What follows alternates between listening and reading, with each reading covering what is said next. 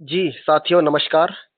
आपका स्वागत है आंसू जूम नॉलेज के ऑफिशियल यूट्यूब चैनल पर। साथियों, एक बहुत बड़ी खुशखबरी आप सभी के सामने है। उत्तर प्रदेश पुलिस भर्ती एवं प्रोन्नति बोर्ड ने एक बहुत बड़ी खुशखबरी आपको दी है। इसमें साथियों, यूपी होमगार्ड, जो उत्तर प्रदेश पुलिस होमगार्ड है, इसके कुल 41,424 पद पर यह वैकेंसी निकाली गई है साथियों।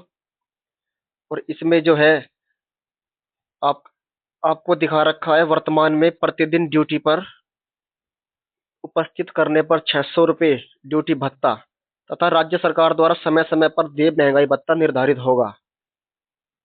इसके डिटेल नोटिफिकेशन को आइए थोड़ा समझने की कोशिश करते हैं। ये साथियों इसके पदों की संख्या है। होमगार्ड के एनरोलमेंट पुरुष महिला हेतु जनपदवार, ये साथियों डिस्ट्रिक्ट वाइज पदों का श्रेणीवार विवरण दिया गया है यहाँ पर, जिसमें आगरा, मथुरा और सभी से लेकर पूरे 75 जिलों, अपने शामली और मुजफ्फरनगर और सहारनपुर के देख लेते हैं। ये ऐसा आते हैं यहाँ पर, सहारनपुर की 586, मुजफ्फरनगर की 395 और शामली की 307, अयोध्या की 452। इसी प्रकार सभी पद, सभी श्रेणीवार डिस्ट्रिक्ट वाइज पद आपके सामने दिए गए हैं। टोटल 75 जिले हैं साथियों। ये इसका हॉरिजॉन्टल आरक्षण जो भी है साथियों, ये आपके सभी सामने है। मेन बात है साथियों, ये भर्ती बहुत काफी समय बाद आई है और भर्ती भी साथियों बड़ी है। ठीक है, तो आपको इसे हर हाल में लेना ही लेना है। तो इसके लिए साथियों आइए पात्रता देख लेते हैं। पात्रता का क्या रोल रहने वाला है, क्या इसका सिलेबस है, क्या नहीं है और क्या है। इसका साथियों आवेदन जो ऑनलाइन करने की तिथि है वो आज यानी कि 18/11/25 से 17/12/25 यानी दिसंबर तक, 17 की तारीख दिसंबर तक होगी। आवेदन शुल्क जमा करने की तिथि 17/12/25 तक और जमा किए गए शुल्क के समायोजन की तिथि 20/12/25 तक।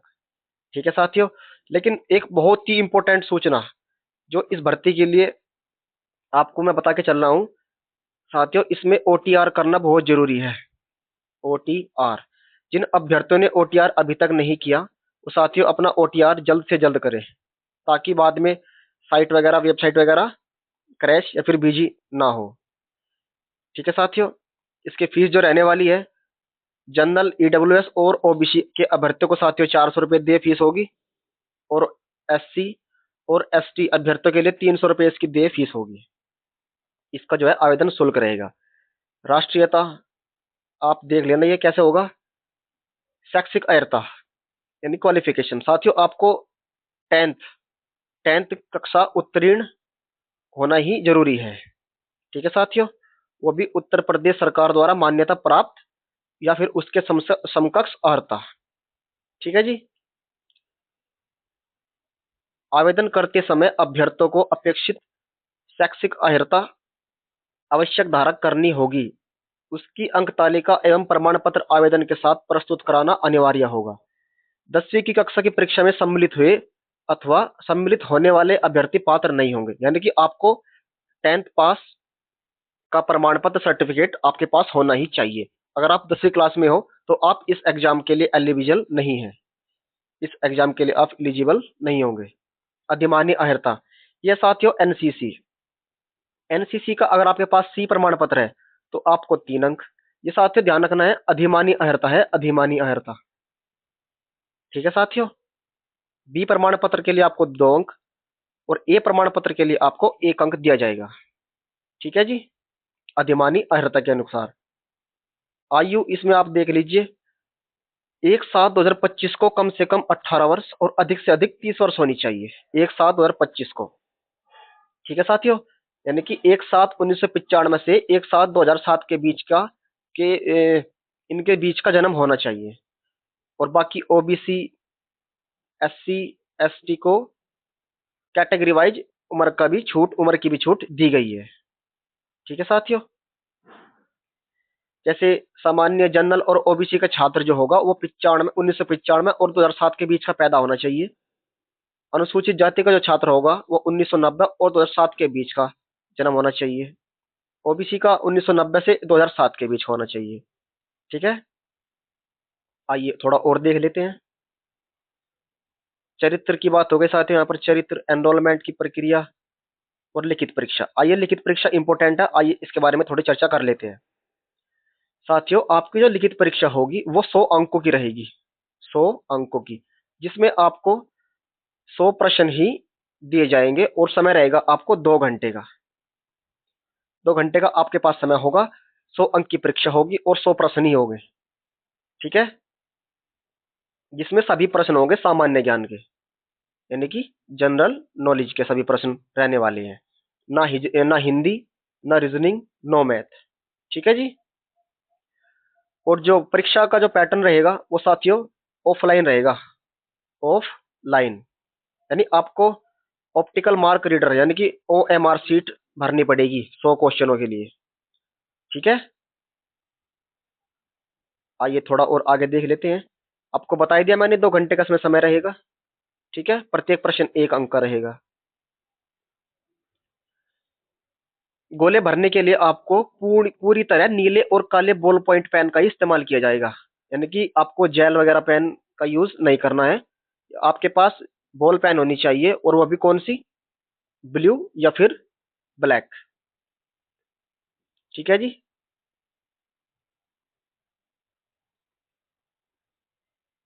और साथियों, किसी एक जनपद के अभ्यर्थियों की लिखित परीक्षा एक से अधिक पालियों में अथवा एक से अधिक दिनांकों को विभिन्न पालियों में विभिन्न प्रश्न पत्रों के साथ संचालित कराए जाने की दशा में ऐसी परीक्षाओं में सम्मिलित होने वाले अभ्यर्थियों द्वारा प्राप्त अंकों के प्रसामान्यकरण, जिसे आप बोलते हैं नॉर्मलाइजेशन, की कार्यवाही की जाएगी।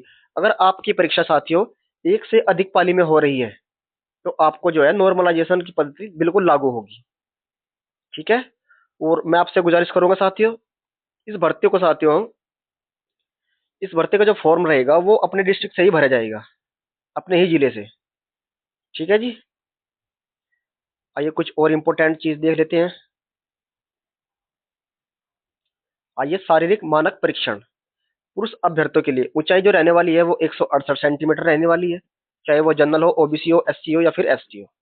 ST के लिए साथियों, सॉरी, ST के लिए 160 सेंटीमीटर होनी चाहिए। बाकी तीनों कैटेगरी के लिए 168 रहने वाली है। और जो सीना रहेगा फुलाव, 79 से 84 और 77 से 82 ये रहने वाला है।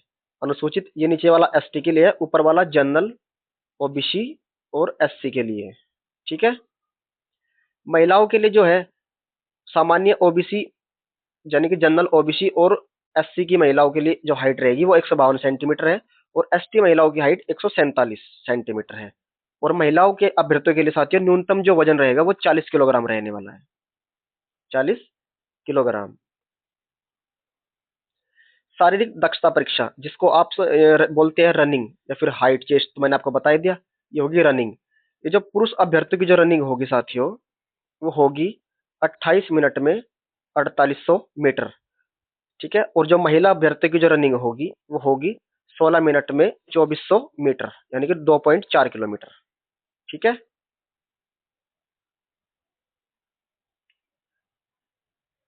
एनरोलमेंट हेतु उपयुक्त अभ्यर्थियों की सूची। जनपदवार शारीरिक दक्षता परीक्षा में सफल पाए गए अभ्यर्थियों से उत्तर प्रदेश पुलिस भर्ती एवं प्रोन्नति बोर्ड लिखित परीक्षा के अंक, अधिमानी अंकों के साथ, या फिर UPSC MD द्वारा आयोजित आपदा मित्र प्रशिक्षण वाहन चालन से संबंधित प्रमाण पत्र धारकों को अनुमन्य अंकों के आधार पर श्रेष्ठता क्रम में श्रेणीवार, यानी कि आपकी जो कट ऑफ लगेगी साथियों वो श्रेणीवार लगाई जाएगी। जनरल, OBC, EWS, चाहे SC हो चाहे ST हो, वो श्रेणीवार आपकी कट ऑफ निर्धारित की जाएगी। ठीक है, दो या दो से अधिक अभ्यर्थियों के अंक समान होने पर अधिक आयु के अभ्यर्थियों को वरीयता प्रदान की जाएगी। ठीक है जी। आइए आगे देख लेते हैं और इम्पोर्टेंट चीज क्या है। ये साथियों आयु में छूट, जो मैंने आपको ऊपर बता दिया था कि जन्म कब से कब तक का होना चाहिए, ये है साथियों इम्पोर्टेंट चीज। SC अनुसूचित जाति के लिए प्रमाण पत्र साथियों, जाति प्रमाण पत्र का प्रारूप, और इसको साथियों 5 वर्ष की छूट भी है। ठीक है, ऐसे ही सभी कैटेगरी की दी गई है 5 वर्ष की छूट। जाति प्रमाण पत्र आपका अनिवार्य रहेगा। और जारीकर्ता कौन हो गए, जिलाधिकारी, जिलाधिकारी, सिटी मजिस्ट्रेट या फिर उप जिलाधिकारी या फिर उप मजिस्ट्रेट। ठीक है,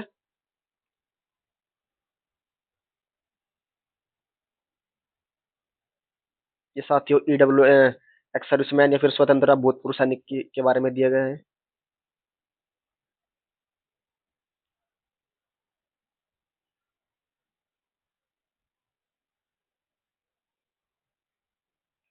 ये साथियों प्रमाण पत्र जारी होने की अवधि, किस तिथि से किस तिथि तक। ठीक है। जो अनुसूचित जाति का जो प्रमाण पत्र होगा उसके बारे में कोई दिनांक नहीं दी गई है, आप कभी कभी इस्तेमाल कर सकते हो। ठीक है।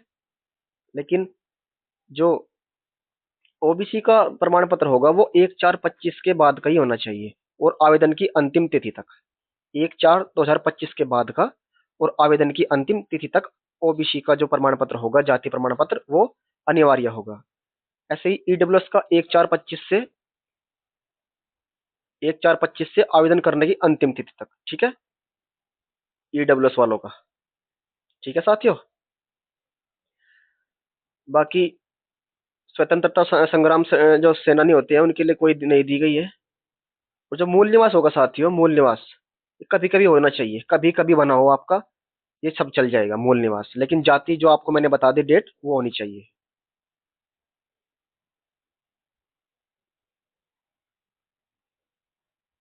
ये भूतपूर्व सैनिक के बारे में बताया गया है। महिला अभ्यर्थियों द्वारा आरक्षण के दावे हेतु पिता पक्ष से निर्गत जाति प्रमाण पत्र ही मान्य होगा। ये मोस्ट इंपोर्टेंट यहाँ पर पॉइंट है। महिला अभ्यर्थियों का महिला अभ्यर्थियों द्वारा आरक्षण के दावे हेतु, यानी कि जो महिला ईडब्ल्यूएस, एससी, एसटी या फिर ओबीसी कैटेगरी की होने वाली है, वो पिता पक्ष से निर्गत जाति प्रमाण पत्र ही मान्य होगा, ना कि पति पक्ष के द्वारा। पिता पक्ष के द्वारा निर्गत ही जाति प्रमाण पत्र मान्य होगा। ठीक है। इस बात को आप बड़े ध्यान से लेकर चलेंगे। ऑनलाइन आवेदन की प्रक्रिया दी गई है साथियों। ओटीआर, ओटीआर में पंजीकरण, ओटीआर पंजीकरण में सभी चरण अनिवार्य है। ओटीआर आपको करना ही करना होगा। ओटीआर के लिए साथियों यूनिक यूनिक ईमेल आईडी और मोबाइल नंबर, ये बहुत जरूरी होते हैं।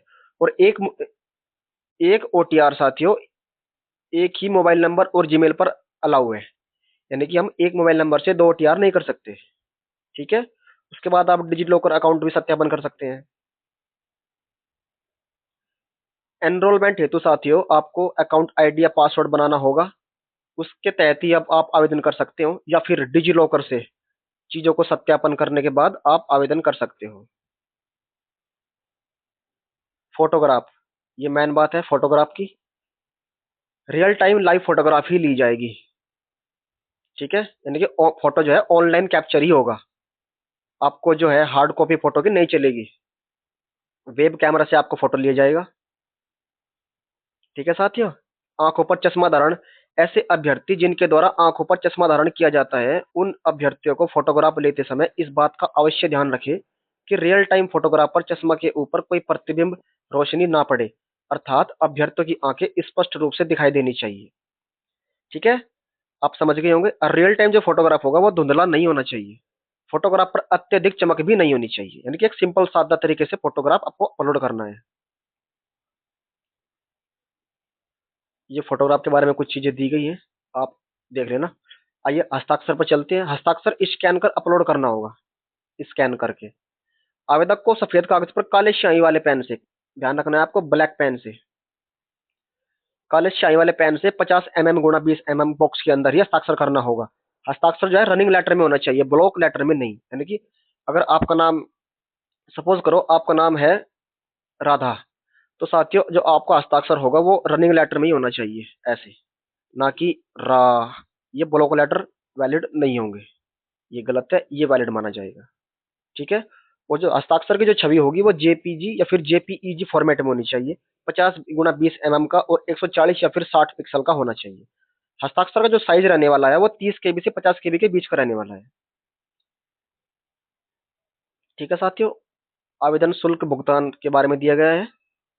शैक्षिक एवं आरक्षण अर्हता, अन्य प्रमाण पत्रों की अपलोडिंग के माध्यम से अपलोड अपलोड की जाएगी। आपके जो प्रमाण पत्र होंगे या फिर कुछ भी होगा जो आपसे मांगा जाएगा वो आपको अपलोड करना अनिवार्य होगा। ठीक है साथियों। 10वीं अंक का प्रमाण पत्र एवं प्रमाण पत्र अलग अलग है, तो आवेदन पत्र में अंक तालिका एवं प्रमाण पत्र दोनों अपलोड करने होंगे। ठीक है। बायोमेट्रिक और ई केवाईसी आपकी होगी ही जरूर परीक्षा केंद्र पर। अंतिम निर्णय। ये साथियों, अभ्यर्थी की पात्रता, आवेदन पत्रों को स्वीकार एवं अस्वीकार करने, मिथ्या जानकारी के लिए सस्ती एनरोलमेंट के चयन के तरीके, परीक्षाओं के आयोजन एवं परीक्षा केंद्रों के आवंटन संबंधी सभी मामलों में उत्तर प्रदेश पुलिस भर्ती एवं प्रोन्नति बोर्ड का निर्णय अंतिम या फिर बाध्यकारी होगा। ठीक है, आपको इसमें भी ध्यान करके चलना है। प्रश्नों की संख्या आपकी रहने वाली है 100, क्योंकि सभी के सभी प्रश्न हो गए जीके यानी कि जीएस के। 100 अंक की आपकी परीक्षा है और आपको 2 घंटे का समय दिया जाएगा। आपका ये सिलेबस रहने वाला है साथियों। और साथियों मैं आपको बता दूं, हम यूपी होमगार्ड की साथियों क्लास भी लेकर आएंगे, जिसमें मैं साथियों आपको डेली एक क्लास जीके जीएस की कराऊंगा साथियों। ठीक है साथियों, ये सब कंप्लीट सिलेबस है, आप चाहे तो इसका स्क्रीनशॉट भी ले सकते हो। ठीक है साथियों, ये ऊपर हिंदी में दिया गया है, नीचे इंग्लिश में दिया गया है। ये साथियों जाति प्रमाण पत्र के जो प्रारूप होते हैं वो दिए गए हैं यहाँ पर साथियों। ठीक है साथियों, तो मैं आपको बता के चलूं साथियों, हम यूपी होमगार्ड के लिए साथियों जो आपके 100% आएंगे, जो आपके 100% है इसके पेपर में साथियों, इसकी भी हम आपको कंप्लीट तैयारी कराएंगे। ठीक है मित्रों, और जो इसका सिलेबस है साथियों, वो आपका सिलेबस आपके सामने ये रहा। ये इसका सभी सिलेबस सामान्य ज्ञान, सामान्य विज्ञान, भारत का इतिहास, संविधान, अर्थशास्त्र, संस्कृति, वाणिज्य, कृषि, जनसंख्या, भूगोल, प्राकृतिक यानी कि सभी प्रकार के जो टॉपिक है वो आपको कंप्लीट तौर पर, कंप्लीट तरीके से साथियों पढ़ाया जाएगा साथियों यहाँ पर।